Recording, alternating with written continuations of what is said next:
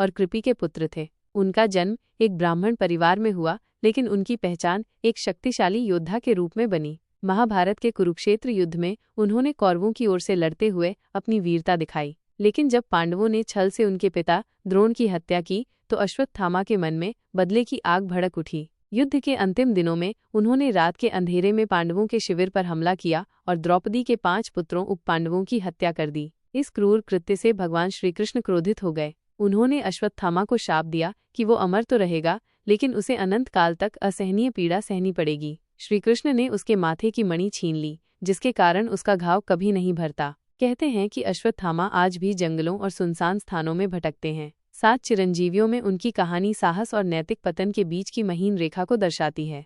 राजा बलि असुरों के महान राजा थे, जो अपनी उदारता और धर्मनिष्ठा के लिए प्रसिद्ध थे। वे प्रहलाद के पौत्र और विरोचन के पुत्र थे। उनके शासन में असुरों की समृद्धि अपने चरम पर थी। उनकी कीर्ति इतनी फैली कि भगवान विष्णु को वामन अवतार में आना पड़ा। वामन ने बलि से 3 पग भूमि मांगी। बलि ने बिना हिचक स्वीकार कर लिया। वामन ने अपने विराट रूप में 2 पग में स्वर्ग और पृथ्वी नाप ली। तीसरे पग के लिए बलि ने अपना सिर आगे कर दिया। बलि की निष्ठा से प्रसन्न होकर विष्णु ने उन्हें पाताल लोक का राजा बनाया और अमरता का वरदान दिया।